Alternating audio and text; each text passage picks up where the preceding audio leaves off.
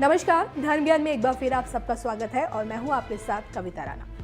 अटल सरकार से मोदी युग तक बीजेपी 40 साल के संघर्ष में तमाम तरह के उतार चढ़ाव से गुजरी और शून्य से शिखर तक का सफर तय किया। वहीं देश की सत्ता पर सबसे ज्यादा सालों तक राज करने वाली कांग्रेस मोदी लहर के आगे 5 राज्यों में सिमट गई। अब देखिए ना, 2019 के लोकसभा चुनाव में गांधी परिवार के चिराग और कांग्रेसी नेता राहुल गांधी ने देश के प्रधानमंत्री नरेंद्र मोदी को चोर क्या कहा।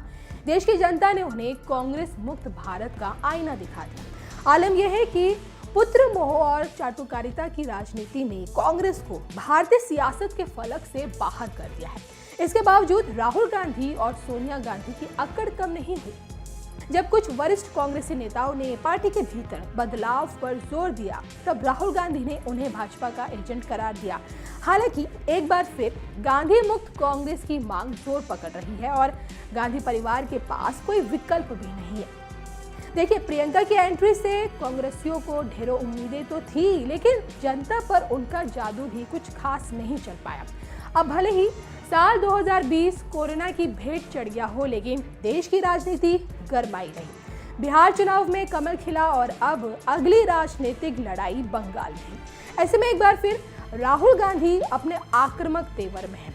कृषि कानून बिल के विरोध में हो रहे किसान आंदोलन की आड़ में जहां मोदी सरकार पर हमलावर हैं, तो वहीं तीखे हमले करते हुए ये भी आरोप लगा रहे हैं कि किसानों की आय दोगुनी करने की बजाय अडानी अंबानी की आय बढ़ाई। वहीं देश की सुरक्षा के मुद्दे पर भी सियासत कर रहे हैं। बताया जा रहा है कि अब अपनी बहन के संग बंगाल के राजनीतिक अखाड़े में भी उतरेंगे।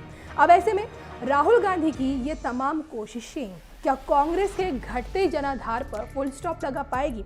नया साल 2021 राहुल के राजनीतिक करियर के नजरिए से कैसा रहेगा? इसको लेकर जाने माने ज्योतिषाचार्य सचिन मल्होत्रा ने राहुल गांधी की कुंडली का विश्लेषण किया और ये पाया कि 19 जून 1970 को पैदा हुए राहुल गांधी की जो कुंडली है वो तुला लगन की है।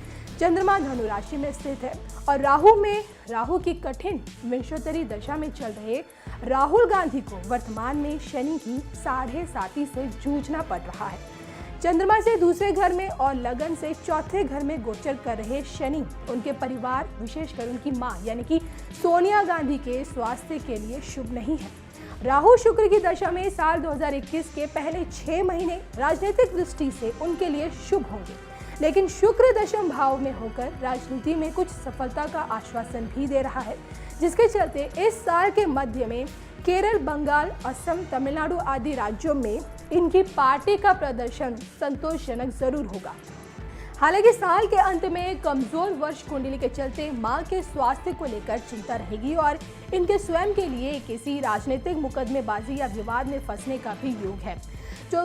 तो ज्योतिषाचार्य सचिन मल्होत्रा की भविष्यवाणी जहां राहुल गांधी के राजनीतिक करियर को लेकर शुभ संकेत दे रही है, तो वहीं उनकी मां यानी कि सोनिया गांधी को स्वास्थ्य के लिहाज से थोड़ा सा संभल कर नव वर्ष 2021 में रहना पड़ेगा।